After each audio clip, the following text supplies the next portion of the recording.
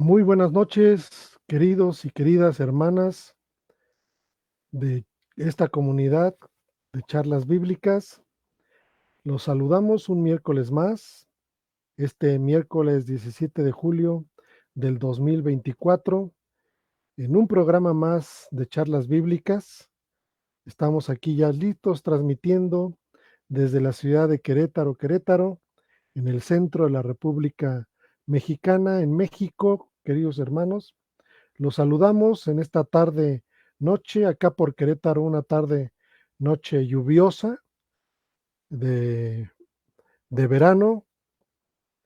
Estamos aquí ya listos, su servidor Armando González Basaldúa y nuestro querido hermano José Antonio Septién, que ya se encuentra también por aquí.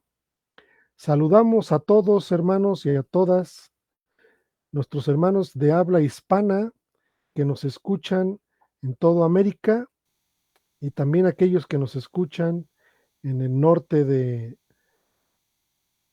continente. Igualmente saludamos a todos nuestros queridos hermanos que nos oyen en Europa de habla hispana y también en los que no tienen posibilidad de, de vernos de manera directa, también los saludamos.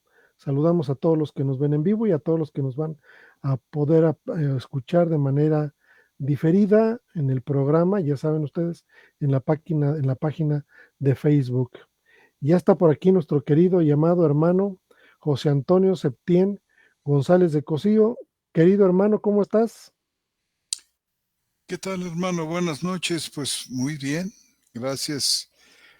Gracias a Dios Qué en bueno, gracia y hermano. justificado.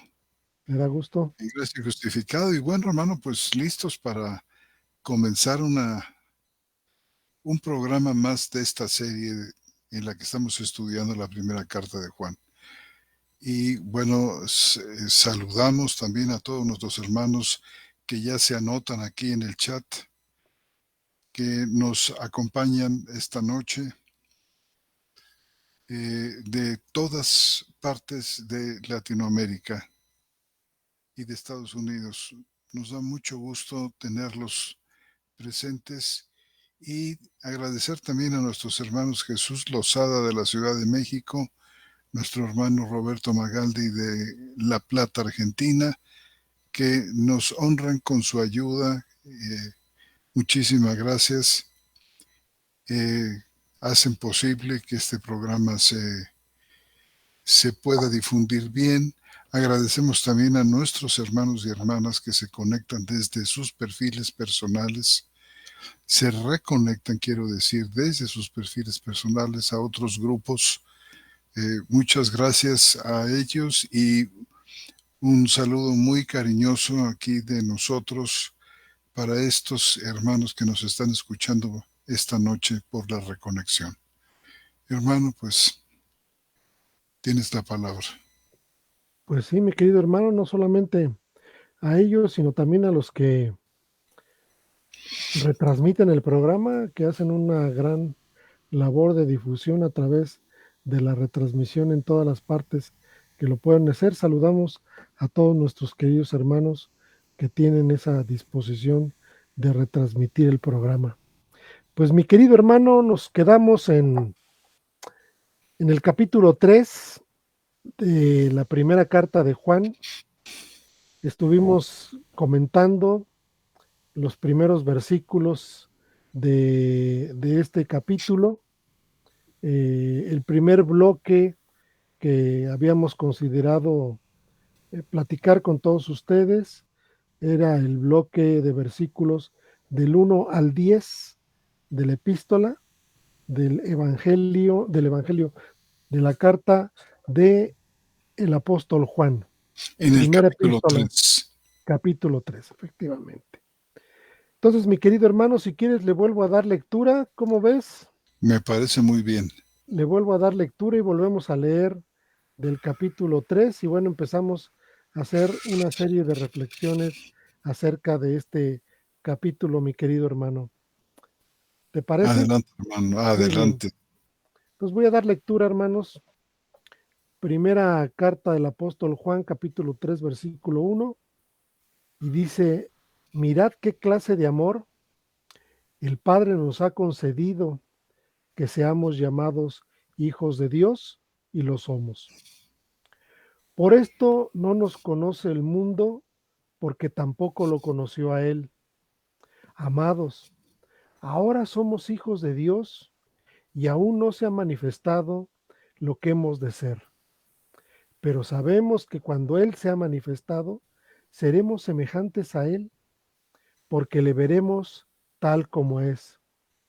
Y todo el que tiene esta esperanza en Él, se purifica a sí mismo como Él es puro. Todo el que practica el pecado también practica la infracción de la ley, porque el pecado es infracción de la ley. Y sabéis que Él fue manifestado para que cargara los pecados, aunque en Él no hay pecado. Todo el que permanece en Él no peca, todo el que continúa pecando no lo ha visto ni lo ha conocido. Niñitos, nadie os engañe. El que practica la justicia es justo como Él es justo. El que practica el pecado es del diablo, pues el diablo peca desde un principio. Para esto fue manifestado el Hijo de Dios, para que destruyera las obras del diablo. Todo el que ha nacido de Dios no practica el pecado, porque la simiente de Dios permanece en él y no puede pecar porque ha nacido de Dios. En esto son reconocidos los hijos de Dios y los hijos del diablo.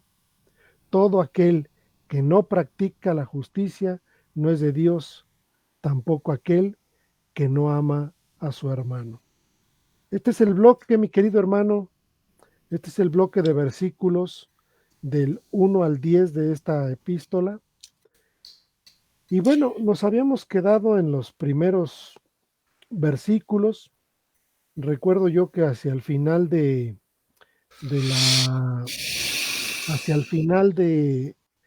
la sesión pasada, del miércoles pasado, te hacía yo una pregunta por las diversidades de traducciones que hay en el versículo 1, con respecto a la palabra que viene ahí en, en el versículo 1 de este capítulo 3. Y, la pregunta era referente a esto que dice: mirad qué clase de amor. Así empieza el versículo 1 del capítulo 3 en la Biblia textual 4. Mirad qué clase de amor.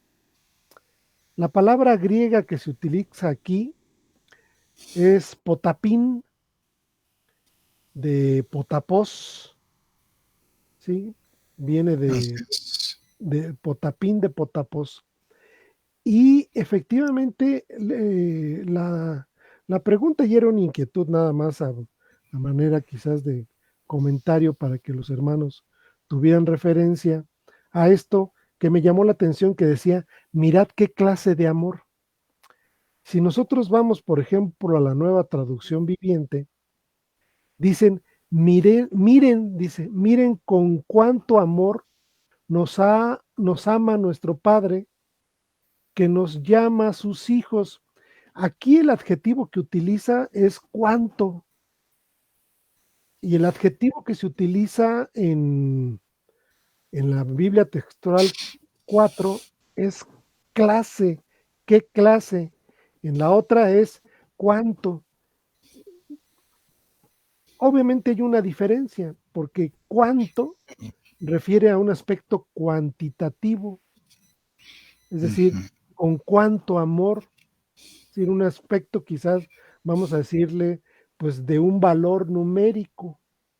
Si nosotros vemos la Nueva Versión Internacional, en este mismo versículo, dice: fíjense qué gran amor nos ha dado el Padre, y ya no está hablando ni de tipo, ni de cantidad, sino de grandeza. Es otro adjetivo que tiene que ver con gran, con que dice: mirad qué gran amor deriva de grande, es decir, de quizás de una magnitud. La Reina Valera, versión 60, dice, mirad cuál amor nos ha dado el Padre, y la Biblia de las Américas utiliza también gran. Sin embargo, la Biblia textual utiliza clase. En realidad, a mí en lo personal, me gusta la palabra clase, porque refiere a un tipo de amor que no es un amor común.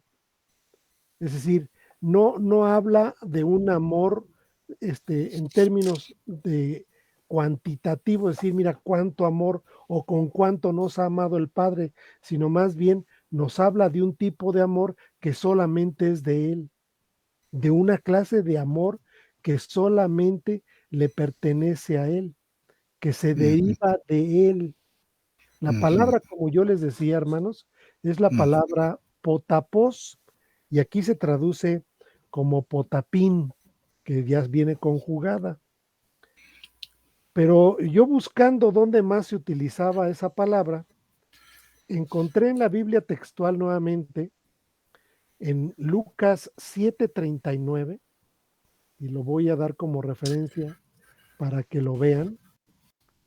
Lucas 7:39 dice lo siguiente. Voy a leer el contexto un poquito, ¿no? Para que podamos entender a qué se refiere. Dice, voy a leer del 7:36. Uno de los fariseos le rogó que comiera con él al Señor Jesús, un fariseo. Dice, y entrando en la casa del fariseo, se reclinó. Y aquí una mujer que era pecadora en la ciudad, al saber que estaba reclinado en la casa del fariseo, llevó un frasco de alabastro lleno de perfume, y situándose detrás, llorando a sus pies, comenzó a regar sus pies con lágrimas y los secaba con los cabellos de su cabeza y besaba fervientemente sus pies y los ungía con el perfume. El 7:39 es que es al que quiero referir. Dice, viéndolo el fariseo que lo invitó, se decía, si fuera un profeta, conocería quién y qué clase de mujer es la que se agarra de él y que es una pecadora. Aquí donde dice y qué clase de mujer, se utiliza la palabra en cuestión, que es la palabra potapí, que me imagino que aquí está en femenino, por la, por la clase de mujer o por el referente a la clase de mujer. Es decir, sí, la Biblia textual es consistente en esta traducción. Y si se fijan, por ejemplo, en la Nueva Traducción Viviente, donde traduce como un adjetivo cuantitativo, Lucas 7:39 dice, cuando el fariseo que lo había invitado vio esto, dijo para sí, si este hombre fuera profeta, sabría qué tipo de mujer lo está tocando. Es decir, en un texto utilizan un adjetivo cuantitativo, pero en el otro sí utilizan un adjetivo de clasificación, de qué tipo de clase. Es decir, sí hay una diferencia, ¿sí?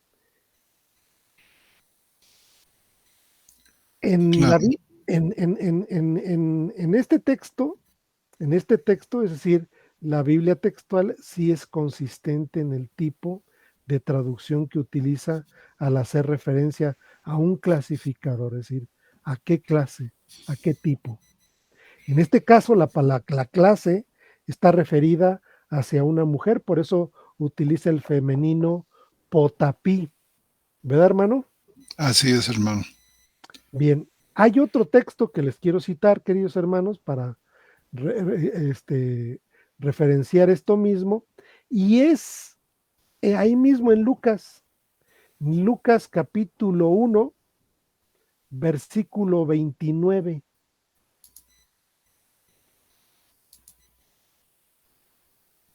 Lucas 1:29. Otra vez voy a leer el contexto.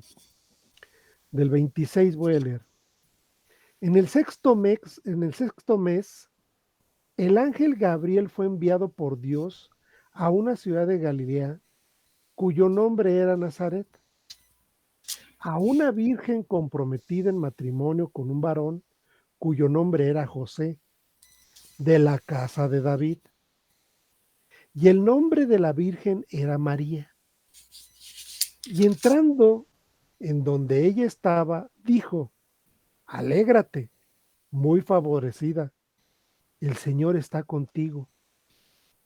El versículo 29 en cuestión dice: ella se turbó mucho por esta expresión y se preguntaba qué clase de salutación sería esta. Es decir, nuevamente aquí la palabra que se utiliza es la palabra potapos, como no está referido a ninguna persona, sino a la clase de salutación, está como la encontramos, es creo que un acusativo, ¿verdad, mi querido hermano? En este caso, ahorita te digo, es un nominativo, Ah, fíjate. nominativo. Sí, seguido por un verbo rarísimo que es el optativo. Sería. Ah, qué clase, El verbo exactamente. ser en Sí, optativo, sí, no.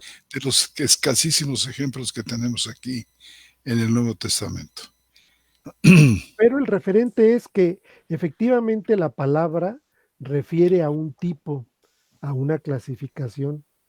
En nuestro evangelio, bueno, en nuestra carta, este, refiere a un tipo de amor que yo creo que es exclusivo de Dios y que ese es el amor que ha manifestado para que podamos ser llamados hijos de Dios. Y bueno, ya las otras versiones pues tienen sus detallitos, por ejemplo, en la Nueva Traducción Viviente aquí dice confusa y perturbada. María trató de pensar lo que el ángel quería decir. Entonces, dice, la nueva versión internacional dice, ante estas palabras María se perturbó y se preguntaba qué podría significar este saludo. Sí, evidente sí hay una tergiversación de estas palabras. Bueno, eso era lo que yo quería comentarles, mis queridos hermanos, acerca de la último comentario que hicimos en la sesión pasada acerca de esto, de pues primera parte del versículo 1 de la epístola de San Juan con respecto al tipo de amor, a la clase de amor, que no es ni cuantitativo, ni es de magnitud, ni es en otras versiones dice qué cuán amor, o sea, pareciera que refiere a otros aspectos.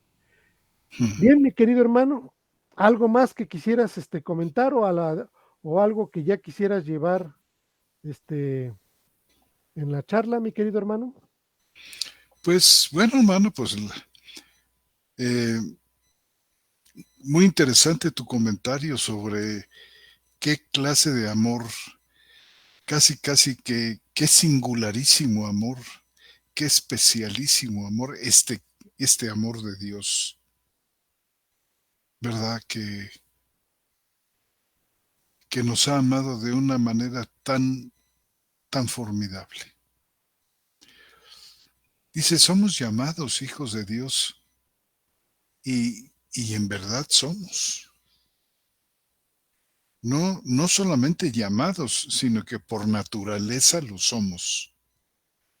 Y puesto que por naturaleza lo somos llamados.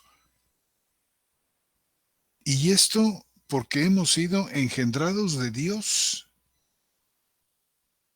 Fíjate que Sí, armoniza con lo que va a decir abajo. está inmediatamente, está muy, muy, muy adecuado, ¿verdad, hermano? Sí, armoniza con lo que va a decir abajo. Y no solamente eso, sino que tiene que ver con, con un amor que no es humano, es decir, con un Sí, amor que es estrictamente divino. sí, así es. Un amor que Porque, es estrictamente divino.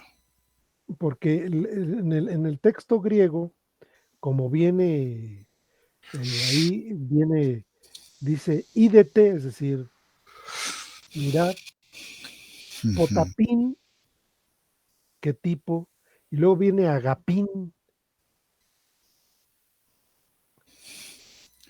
es decir, ahí nos describe cuál es ese amor, hermano. Exacto.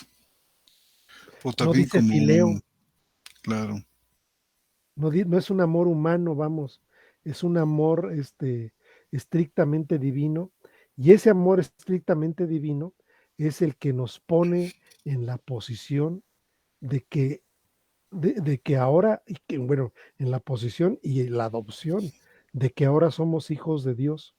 Porque más abajo, ya lo veremos, hace un contraste muy importante en términos de lo que tú estás diciendo, de que es un amor derivado, o sea, que seamos hijos es derivado de ese amor, y sí hace una clara distinción entre los que son hijos de Dios y los que son hijos del diablo.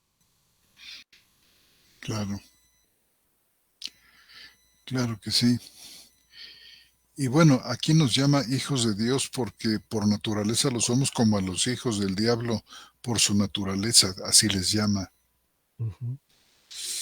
Y fíjate que el versículo 9 es el que habla de que todo lo que ha nacido o todo lo que ha sido engendrado de Dios no practica el pecado. Está en el versículo 9.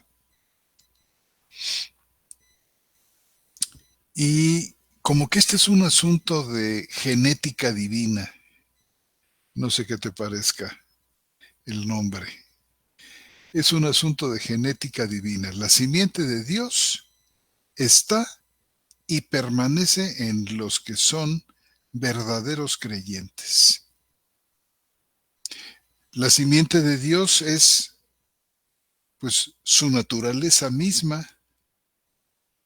Y en este contexto y en el de 3:9, donde habla de los que son nacidos de Dios, yo creo que ahí se resalta la transferencia de rasgos de carácter, un ADN espiritual, vamos a llamarlo también así, a través de la descendencia espiritual del Padre. Es decir, Dios lo ha hecho así, al crear y poner dentro de nosotros un espíritu nuevo que es como Él es. Hay una transferencia de rasgos. Los hijos se parecen a los padres. Una transferencia de rasgos de carácter. Y esto, por supuesto, no lo hereda el hombre adámico, que sigue siendo perverso, torcido, que sigue siendo opuesto a Dios en todas las cosas y que en nada se parece a Dios. Pero hay en el creyente, a través de este nuevo nacimiento, de este haber sido engendrado por Dios, de la presencia de este nuevo hombre, de esta nueva criatura, que sí tiene los rasgos de carácter de Dios, que realmente podemos decir que nos parecemos a nuestro Padre. Y hemos nacido de Dios. El nuevo hombre, quiero referirme aquí porque es inevitable hablar de esto aquí, hemos nacido de Dios y el nuevo hombre o nueva criatura está hecho del ADN de Dios. Fíjate, el profeta Ezequiel en el capítulo 36, un versículo que hemos citado muchas veces porque es clave para entender todo esto, después de que afirma, yo pondré un nuevo espíritu dentro de vosotros. Dice 36, capítulo 26, versículo 26. Añade, y pondré dentro de vosotros mi espíritu, que es el versículo que sigue, el versículo 27. Es decir, no solo pone dentro de los redimidos su espíritu, su Santo Espíritu, sino que previamente ha puesto dentro de ellos y dentro de nosotros un espíritu nuevo que tiene como característica principal ser, como dice ahí, un corazón nuevo, que en contraste con el corazón de piedra, que es el hombre adámico y el hombre caído, este es un corazón de carne. Este espíritu nuevo, que es corazón nuevo y que es corazón de carne, es el que recibimos nosotros en el nuevo nacimiento o nacimiento de lo alto. Es lo que nace en este evento magnífico, siendo además pues una bendición exclusiva del nuevo pacto. Hemos nacido de Dios al tener su simiente. Fíjate, la palabra griega para simiente aquí es muy significativa, es sperma. Sperma.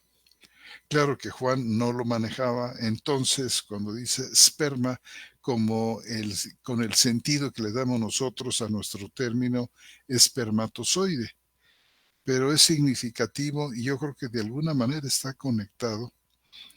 Hemos nacido de Dios al tener su esperma en nosotros, es decir, el nuevo espíritu. Y este es de la misma naturaleza de Dios que lo engendró. No somos, como decía hace un rato, simplemente creados, sino somos engendrados. Y por lo tanto somos consustanciales con la naturaleza divina, como dice segunda de Pedro 1:4. Es decir, nos engendró. Fíjate que ahí la palabra engendrar en primera de Pedro es apoquieo, a diferencia de llenao que Juan utiliza aquí en primera de Juan 3:9 y otros dos pasajes. Juan usa llenao, pero Pedro usa apoquieo, que tiene dentro de sus significados engendrar o dar a luz.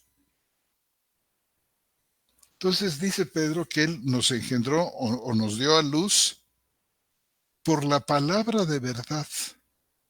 Hemos sido renacidos no de una simiente corruptible, no de una simiente que se corrompe con el pecado, sino una simiente incorruptible por medio de la palabra de Dios que vive y permanece para siempre. Y fíjate tú cómo Juan lo amarra, lo confirma, lo, lo,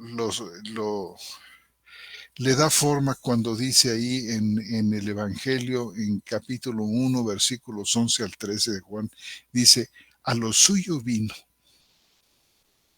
y los suyos no lo recibieron, pero a todos los que lo recibieron, a los que creen en su nombre, les dio, dice, potestad de llegar a ser hijos de Dios. Y dice, los cuales no fueron engendrados de sangres, ni de voluntad de carne, ni de voluntad de varón, sino de Dios. Les dio potestad de llegar a ser hijos de Dios, los cuales son engendrados de Dios.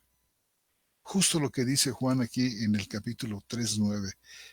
Y bueno, pues el apóstol nos dice que hay de parte de Dios, como tú mencionabas hace un momento, un espíritu de adopción. O sea, Dios nos adopta como hijos suyos, parte de su familia, porque tenemos su simiente, porque tenemos su ADN, porque hemos sido engendrados por Él, no por ninguna otra cosa. ¿Qué piensas, mi hermano?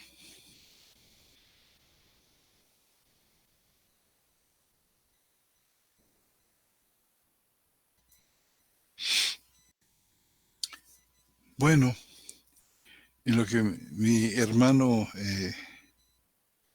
entra y nos da su opinión, no sé si ya la No, ya la tienes. tengo, hermano.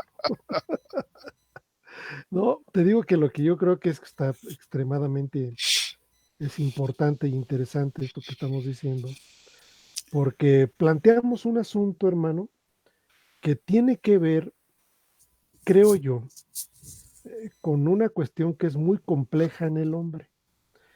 Yo creo en lo siguiente, en lo que te voy a decir, creo en lo siguiente, pero no lo puedo demostrar. O sea, es una manera muy particular mía de pensar con respecto a esto. Yo llego a pensar que el problema de adámico de la naturaleza caída, es una cuestión cromosómica. Es decir, que heredamos esa cuestión cromosómica de Adán y que realmente, bueno, yo tomo como un base, por ejemplo, Génesis capítulo 5. Si quieres le damos una vueltecita. Espero no equivocarme, pero sí es Génesis 5.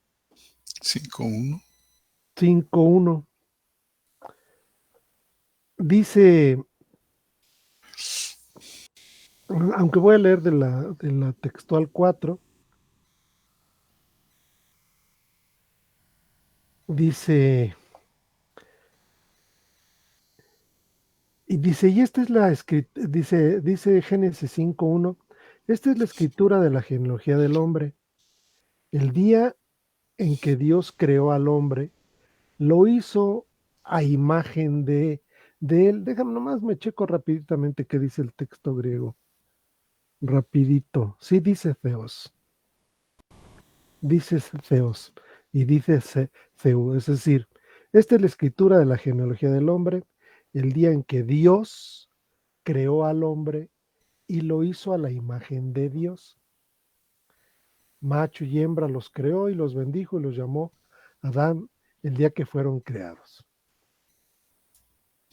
Entonces, y dice, y había vivido Adán 130 años cuando engendró, y aquí dice, a su semejanza, conforme a su imagen, y lo llamó su nombre Set.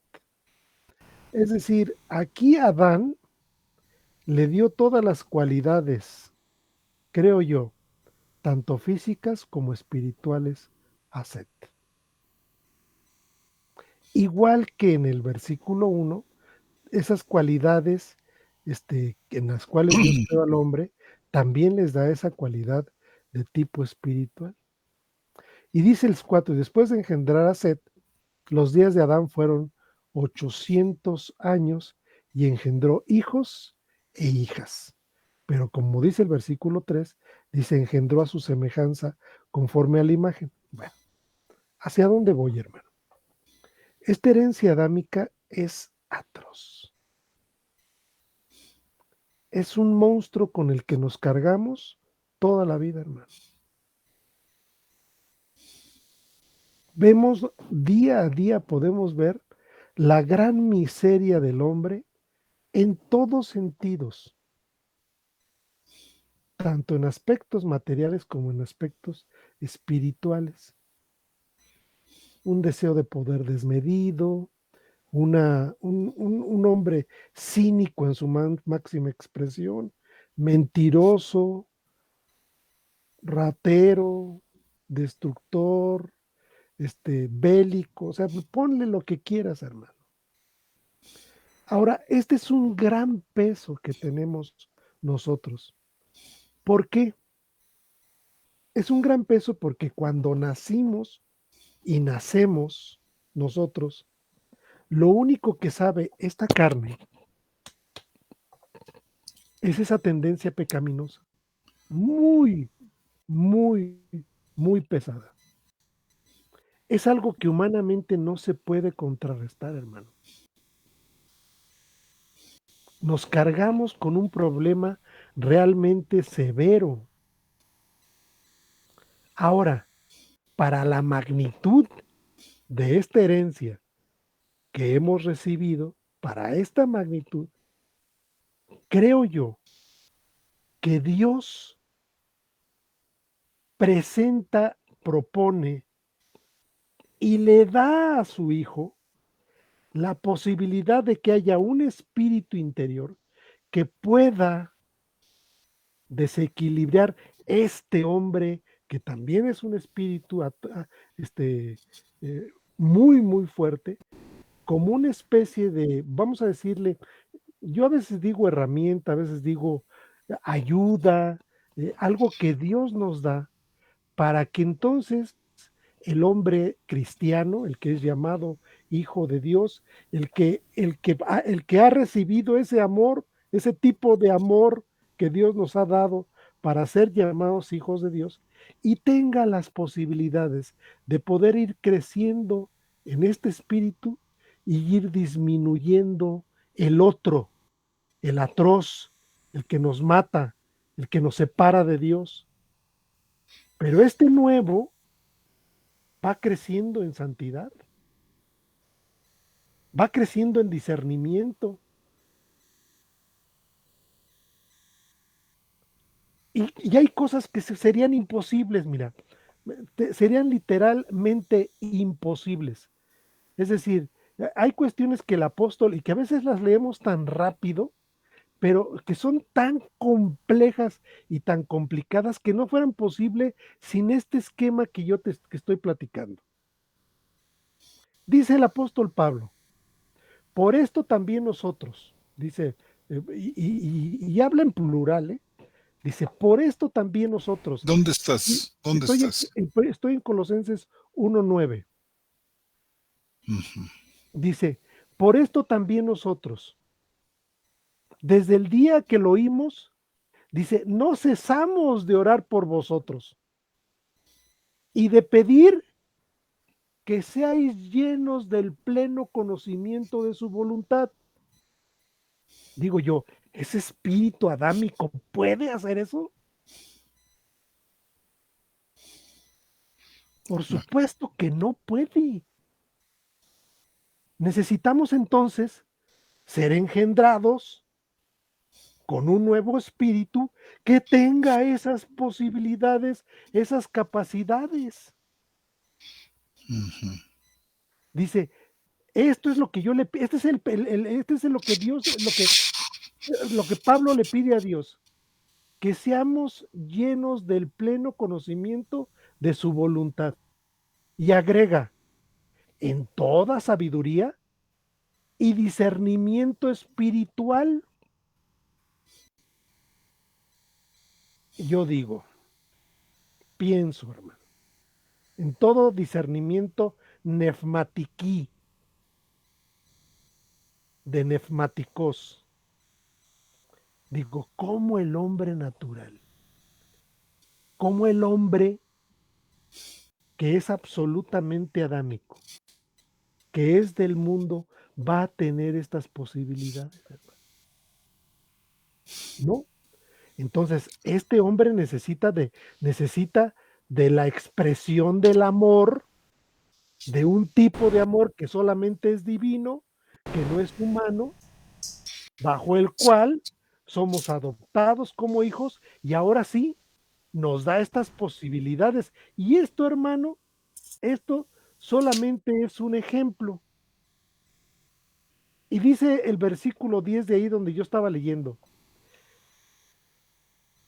para que tengamos todo discernimiento espiritual, y dice, para andar, o sea, para andar como es digno del Señor, con el fin de agradarle en todo, llevando fruto en toda buena obra, y ahí va, y creciendo en el pleno conocimiento de Dios. Digo, ¿el hombre tendrá alguna posibilidad remota de El de hombre estas, caído, dices tú, el ¿verdad? hombre caído tendrá posibilidades remotas de poder acercarse a esto? Ni de chiste, hermano. Entonces, ¿qué necesitamos, hermano? Necesitamos el poder de Dios sobrenatural y soberano para decir, yo les voy a ayudar a hacerlo. ¿Cómo? Con un nuevo nacimiento. Con un nuevo nacimiento de un espíritu que no puede pecar. De un espíritu que apunta estrictamente a lo neumáticos, no a lo almático, no a lo psíquicos, sino a lo espiritual. Que tenga estas posibilidades. Y si nosotros observamos la cantidad de cosas que dice la Escritura con respecto a estas cualidades que Dios pide de nosotros, solamente tiene que ser por una intervención absolutamente divina. Y como lo dice, o como lo acabas de decir, que bueno, creo yo, digo, ya el hermano ya se fue muy lejos, pero está bien, no hay problema. Ya ven el 9 y nos falta el 4, 5, 6, 7 y 8. Dice, todo el que ha nacido de Dios no practica el pecado porque la simiente de Dios permanece en él y no puede pecar porque ha nacido de Dios.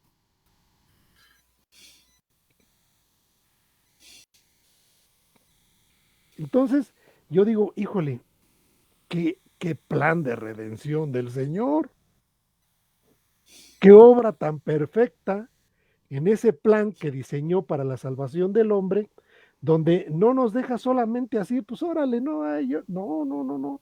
Es decir, el Señor hace una cuestión aquí muy importante que tiene que ver con hacernos aptos, darnos una aptitud que pueda contrarrestar al monstruo con que nacimos, con que nos cargamos, hermano, que es extremadamente atroz, pero fíjate bien, no solamente es atroz en función de lo que hace y del potencial que tiene para hacer, sino es atroz porque nos mantiene separados de Dios. Ujú. Ahora, en este plan perfecto del Señor, dice, bueno, a estos mis hijos, el amor que voy a expresar sobre ellos, tiene que ver y tiene que ver con una acción estrictamente divina, pero que va encaminada a una serie de hechos y de acciones de parte de Dios. Entonces, ¿saben qué? Primero, tengo que justificarlos.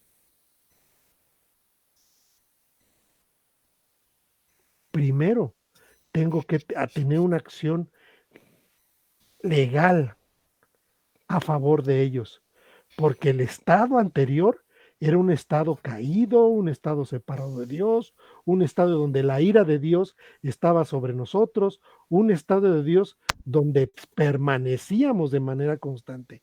Pero si no es por la obra soberana y absoluta de nuestro Dios, hermano, no hubiera sido posible esto que platicamos, esto que oímos, esto que entendemos, esto que sabemos. Y a lo mejor, hermano, nos quedamos cortos en esta dimensión de este espíritu que habla Ezequiel no, Zacarías, ¿verdad, hermano?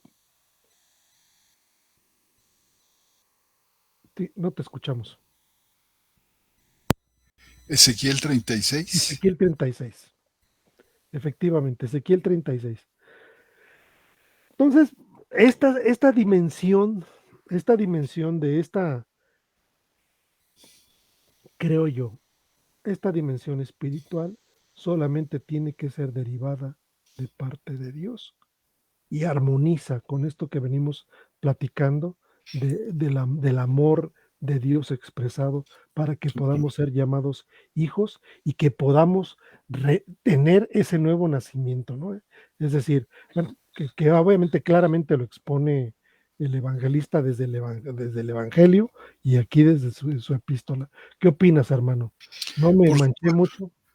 por supuesto que sí, mira, y no es que, bueno, no es que andemos divagando mucho, pero es que a veces como que hay una articulación, ¿verdad, hermano? Interna Ujú. en la carta, en el Evangelio, particularmente aquí en esta carta cuando habla de que somos hijos de Dios. eh, y esta explicación de qué significa hijos de Dios, pues es necesario pues, que pasemos a diferentes versículos, pero mira, regresamos a ellos. Por supuesto, mira, en la argumentación de Juan aquí en el capítulo 1, para ceñirnos un poco más a este fluir del pensamiento, fíjate, dice que Dios nos ha honrado con esta clase de amor, que nos ha concedido que seamos llamados hijos de Dios y lo somos. Y fíjate que enseguida plantea Juan una situación que tiene que ver con la relación del Hijo de Dios con el mundo. Dice que este llamamiento de ser, de ser hijos de Dios, y lo somos, dice, por esto, y no es porque sea la única causa, hay otras. Dice, por esto no nos conoce el mundo, porque tampoco lo conoció a él. Y mira, la forma de vivir de un verdadero creyente que ha nacido de Dios contrasta, por supuesto, con el estilo de vida de la gente del mundo. Y esto despierta el odio del mundo hacia el cristiano.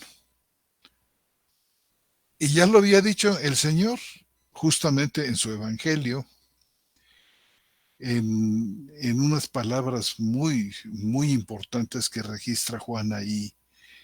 Recuerdas en el capítulo 15, versículos 18, 19, que dice, si el mundo os aborrece, sabed que a mí me ha aborrecido antes que a vosotros.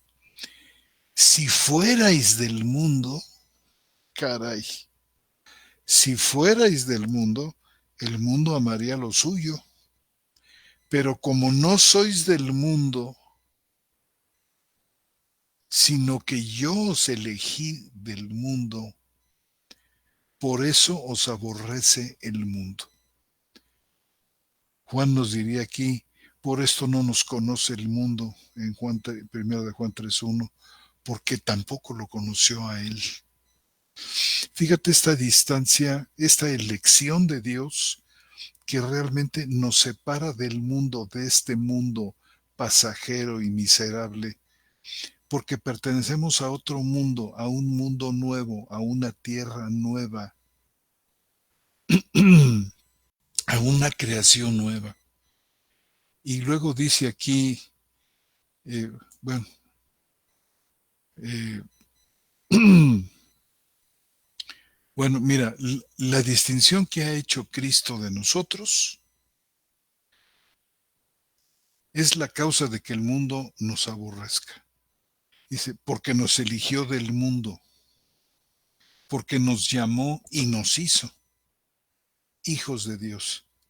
Y dice, y también porque vivimos, pensamos y hablamos de manera totalmente distinta al mundo y no andamos en sus caminos. Fíjate cómo el apóstol Pedro lo dice con estas palabras, dice, en la primera de Pedro capítulo 4 y versículos 3 al 5.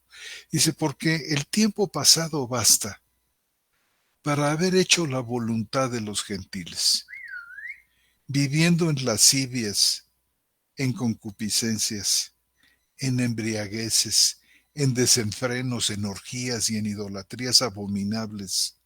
Dice, en lo cual se extrañan de que no corráis con ellos al mismo exceso de disolución, insultándoos. Ellos darán cuenta al que está preparado para juzgar a los vivos y a los muertos. Y bueno, esto es pues muy, muy, muy notable. Ahora mira, dice el versículo 2 y 3, amados, ahora somos hijos de Dios y aún no se ha manifestado lo que hemos de ser. Fíjate, tenemos ya mucho del Señor. Nos ha hecho nacer de lo alto, tenemos una nueva constitución interior, una nueva naturaleza, un nuevo espíritu puesto dentro de nosotros, y dice, y esto hace una gran diferencia en la vida, pero dice Juan, aún no se ha manifestado lo que hemos de ser. O sea, hay mucho más, es como aquello que decía, ¿te acuerdas? Aquel pensador de que en muchos sentidos en el Nuevo Testamento tenemos el ya, pero todavía no. Ya tenemos mucho, pero todavía no lo tenemos todo. Todavía no se ha completado. Sabemos que cuando Él se ha manifestado, dice, seremos semejantes a Él porque lo veremos tal como es. Y todo el que tiene esta esperanza en Él se purifica a sí mismo como Él es puro. Y yo quería, si tú me permites, hermano, hacer un comentario acerca de este purificarse, que la idea de, porque puede resultar un tanto difícil de entender, pero no creo que lo es realmente tanto. Mira, para comenzar, las únicas dos apariciones de la palabra purificar y puro las tenemos aquí en toda la literatura que escribió nuestro hermano Juan. Aquí las tenemos las dos en primera de Juan 3:13. El apóstol Pablo, por supuesto, la emplea más veces, Jacobo también la utiliza, Pedro la utiliza, pero aquí es importante señalar muy claramente, hablando de purificación, que solo la sangre de Cristo puede purificarnos de la mancha, de la culpa del pecado. Ya lo decía Juan ahí en el capítulo 1 y versículo 7, que dice, si andamos en la luz como Él está en la luz, tenemos comunión unos con otros y la sangre de su Hijo Jesús nos limpia de todo pecado. Sin embargo, fíjate, Dios ha dispuesto que la obediencia sea un medio para la purificación, no de la mancha, no de la culpa del pecado, sino del poder del pecado. Fíjate cómo lo plantea, por ejemplo, en la primera carta de Pedro 1:22. Dice, habiendo purificado vuestras almas por la obediencia a la verdad. Hay otro pasaje que está en Primera de Timoteo, mira cómo dice Primera de Timoteo 5:22, que dice así, 5:22, dice, a nadie impongas a nadie impongas las manos con ligereza, ni compartas pecados ajenos, consérvate puro. Esa es una de las dos palabras. Una es agnizo, que quiere decir purificar, es el verbo, purificar, limpiar, y puro, que es eh, el adjetivo que se traduce simplemente como puro. Y aquí en este versículo de consérvate puro, fíjate que de vuelta, ¿qué es lo que quiere decir Pablo con eso de conservarse puro? ¿Qué significa? Y a veces las mismas traducciones, la manera en que algunas versiones traducen el contexto de consérvate puro, nos dan algunas pistas muy interesantes para entender el sentido de conservarse puro. Por ejemplo, mira, la Reina Valera 60 dice, no participes en pecados ajenos, consérvate puro. Yo creo que hay una conexión entre uno entre estas dos partes. O sea, conservarse puro es no participar en pecados ajenos.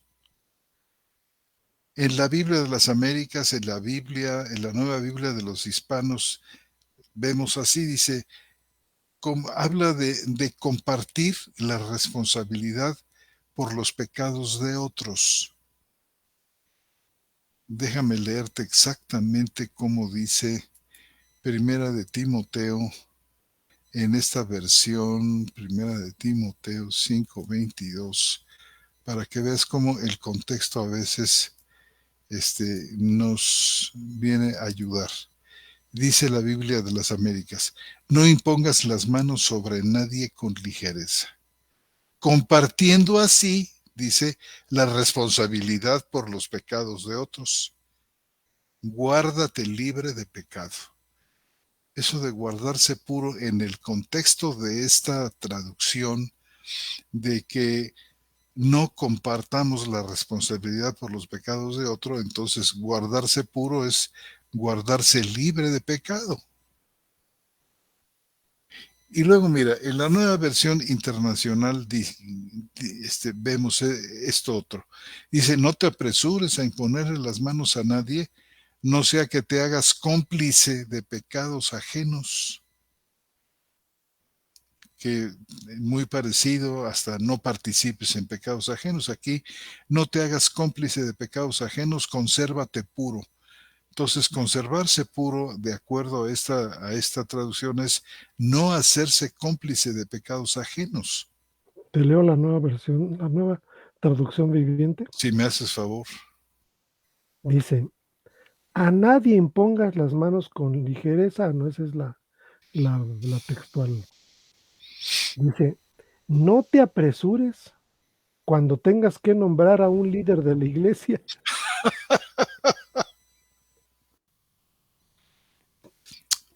Mira nomás. Qué detalle, ¿verdad? Sí, sí, sí. Dice: no participes en los pecados de los demás, mantente puro. Ya te hice reír, hermano.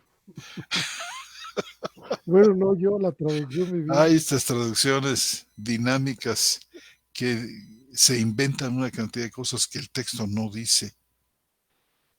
Aquí más o menos están en estas tres versiones que hemos leído, porque bueno, hay otra que dice: no te hagas cómplice de culpas ajenas o de pecados ajenos. Están más o menos manejando una idea y Están vinculando interpretadas, ¿verdad? el conservarse puro con esto, ¿no? Porque, fíjate, no hay otra, quizás, de momento, me gusta mucho, mira, Primera de Pedro, que habla, dice: habiendo purificado vuestras almas, dice, por la obediencia a la verdad. Hay un puntico aquí medio que vale la pena explicar posteriormente, eso de purificar vuestras almas. ¿Qué? Ujú. ¿Vuestras almas pecaminosas? No, no, porque el alma pecaminosa jamás se purifica, o sea, el hombre viejo, ¿verdad? El hombre adámico, el hombre Sí, caído, no ese es, jamás se purifica con nada. Entonces, alma, yo creo que está refiriéndose Pedro a esa parte buena, celestial que tiene el cristiano. Y esta purificación tiene que ver con la cuestión de la obediencia, no porque sea impura y necesite ser purificada. No hay nada pecaminoso ni nada corruptible en esta naturaleza nueva que Dios nos da. Nada. Entonces, esta purificación tiene que entenderse por la obediencia, es decir, se acendra la comunión con Dios y se fortalece la, la fidelidad y la lealtad de la nueva criatura en medio de este mundo corrupto, en medio de esta multiinfluencia, de estas miles de voces pecaminosas que nos asaltan todos los días, afuera y adentro. Esta obediencia a la verdad es lo que podemos decir, lo que nos purifica, no tanto de una impurificación interna, sino de esta, particularmente de esta purificación terrible, estas voces que nos seducen continuamente a desobedecer, que quieren que caminemos como estábamos leyendo ahí en Pedro que se extrañan de que no caminemos con ellos en sus excesos de disolución. Son voces. Hay muchas imágenes en el internet, en los TikToks y en todas estas cosas que nos seducen al pecado.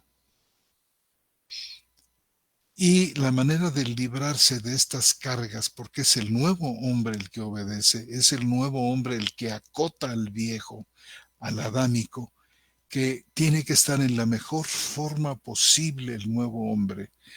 Y la obediencia a la verdad es una manera maravillosa de proceder delante de Dios y que Dios bendice abundantemente. Es más, cuando Pablo dice que dobla su rodilla para pedir que nuestro hombre interior, que es esta nueva criatura, que es este hombre nuevo, sea fortalecido con poder por su Santo Espíritu, hermano, es justamente, fíjate, la presencia de la iglesia, la presencia de la oración, la presencia del unos a otros, que se da ahí como, como un punto de fortaleza, como un baluarte de que Dios te brinda en la comunidad. El que ora por ti, el que ora para que Dios te fortalezca, para que Dios te prospere en todas las obras de tus manos. Este es un regalo inapreciable. Es el regalo de la iglesia. Es el regalo del cuidado que Dios pone en el corazón de los santos para ti. Y ese mismo cuidado que Dios pone en tu corazón para el otro, para los otros, para los demás. Es decir, este nuevo hombre no es un llanero solitario que tiene que vérselas como el Quijote con Sancho delante de enemigos formidables, sino que tiene ayudas maravillosas que Dios ha dispuesto. Fíjate, la obediencia se corrobora, la obediencia que purifica el alma fortalece al hombre nuevo frente a estas voces que lo disuelven todo, que lo vuelven nada. Esta rebelión congénita que, que tal parece que pasan los días y no tiene límite ni tiene llenadero. ¿Qué piensas, mi bro? Pues que bueno, pues está lleno de cualidades que Dios nos da y que también Él da esas posibilidades para que tengamos esa esperanza viva, hermano. Exacto. Uh-huh. Esa esperanza de la cual hablamos la semana pasada, que creo yo que también es muy importante en la vida del creyente. Pero bueno, mi querido hermano, creo que ya hemos terminado. Tenemos ya, estamos un poquitito sobre la hora. Y yo creo que le podemos dejar aquí, continuar la próxima semana, pues avanzando en esto, ¿no, hermano? Magnífico, bro. ¿Cómo ves? Me parece muy bien que así debe ser. Si gustas, pasamos a ver quién nos ha escrito el día de hoy. Creo que ahora hubo poquita participación, pero si quieres empezar, hermano, por favor. ¿Cómo no, hermano? Dice, saludamos a nuestra hermana María Beatriz Scampini, que retransmite desde Pinamar, Argentina. Un saludo para usted, mi querida hermana, también para Emma Castillo. Las dos nos saludaban al principio del programa. Qué alegría, dice, estar nuevamente en sintonía con ustedes y qué alegría de nosotros estar en sintonía con ustedes, hermana. Presente y lista a recibir estas preciosas enseñanzas. Pues gracias a Dios que nos las da para darlas. Adelante, hermano. Dice Emma Castillo, hermanos, se me viene a la mente la porción cuando nuestro Señor Jesucristo le dice a sus discípulos que el más pequeño en el reino de los cielos es mayor, dice, que Juan el Bautista, habiendo dicho previamente que Juan Bautista era el mayor de los profetas nacido de mujer. Pero el maravilloso hecho que el creyente del nuevo pacto es que hemos sido Hemos engendrado. energizados, hemos sido engendrados y nacidos por el Espíritu, por lo que recibimos de su naturaleza, participamos de su naturaleza divina. Qué preciosa obra de Dios en la vida de sus hijos. Demasiado maravilloso. Dice nuestro hermano Lupillo Contreras. Así es, hermana. El hombre adámico nace con una mente apartada de Dios y esta mente la educa, es la que capacita en el colegio y trata de resolver todos los problemas de este mundo con esa mente natural. Y cuando trata de entender a Dios con esa mente, se encuentra en un grave problema. Es imposible entender a Dios con la mente adámica. Es necesario nacer de nuevo porque el nuevo nacimiento en Cristo en el nuevo nacimiento de Cristo nos es dada la mente de Cristo. Somos uno en Cristo con su Espíritu, teniendo ahora dos naturalezas en nosotros, la adámica y la de Cristo. Es necesario vivir a diario con la experiencia de estar crucificado en Cristo, para que el Cristo resucitado se exprese en la vida y en su gloria en nosotros, y no operemos en la mente adámica, sino más bien operemos por el Espíritu, en la mente de Cristo, en el cual fuimos hechos uno en Él. En Cristo tenemos todo lo que Él es en común. En esta comunión con Él, un Espíritu, un mismo Padre, un mismo sentir. Y nos da 1 Corintios 2:16, porque quien ha conocido la mente de Cristo, porque quien ha conocido la mente de Cristo, la mente del Señor, perdón, porque quien ha conocido la mente del Señor para que le instruya, mas nosotros tenemos la mente de Cristo. Es un comentario del hermano Lupillo Contreras, muy atinado. Dice nuestra hermana Emma Castillo: la obediencia a la verdad es preservante en medio de este mundo con sus influencias y voces contrarias y enemigos de Dios y de su divino consejo, preciosa verdad. Son aportaciones de los hermanos. Caray, hermano, qué excelentes aportaciones. Se las agradecemos muchísimo, ¿verdad, hermano? Llenas de contenido, hermano. Muy ricas en contenido. Pues saludamos igualmente a todos aquellos hermanos que nos mandan un emoji con respecto al programa. Nos mandan un emoji nuestro hermano Fabián Lizana, Lupillo Contreras, nuestra hermana Berenguer, nuestra hermana Mireya Moreno, Norton Madrid, nuestra querida hermana María Beatriz Escampini y Emma Castillo, hermano. Todos ellos mandan un emoji con una manita y con un corazoncito. Yo lo único que siento es no poder copiar estos comentarios que nos mandan por aquí, hermano. Fíjate, yo no los puedo copiar. ¿No crees que se puedan copiar, hermano? A veces aparecen como comentarios en la página de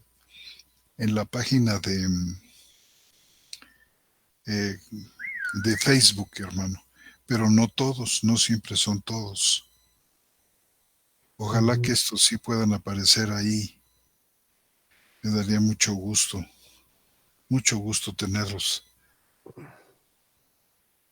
Fíjate que, déjame ver. Aquí estoy. Ya tomé el de la hermana Castillo. Sí se pueden copiar, hermano. Es que tú eres, ¿cómo se dice? El mero mero. No, desde Facebook. desde Facebook. ¿Sí están en Facebook? Mira, está el último de nuestra hermana Emma Castillo. Creo que el único que falta es el del hermano Lupillo Contreras, pero yo digo que sí se puede ver. Vamos a ver aquí.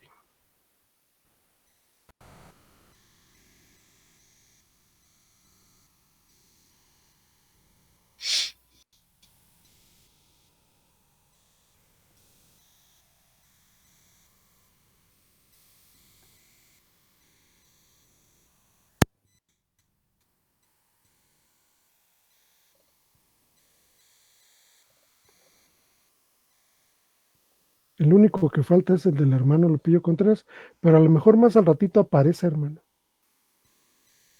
¿Sí me escuchas? Perfectamente. Sí, yo creo que sí se pueden copiar. Bueno, pues Pues bueno, mi querido hermano, hemos terminado la charla bíblica de este 17 de julio del 2024. Creo que hemos hablado de cosas interesantes con respecto a la epístola de Juan, muy interesantes. Seguiremos tratando de concluir con este bloque del 1 al 10, yo creo que para la próxima semana, y poder seguir avanzando. Bueno, muy bien. saludamos a todos nuestros queridos hermanos, damos por terminada esta charla bíblica. Los saludamos desde Querétaro, Querétaro, en el centro de la República Mexicana, sus hermanos José Antonio Septién González de Cosío y un servidor Armando González. Nuestro hermano Lupillo Contreras acaba de mandar un mensajito más que dice, gracias hermanos por todo lo que hacen para provecho del cuerpo. Muchas ustedes, hermano, oren por nosotros, Amén. Sí, oren por hermanos. nosotros. Les damos un gran abrazo y muchas bendiciones. Que Dios los bendiga, queridos hermanos. Chao.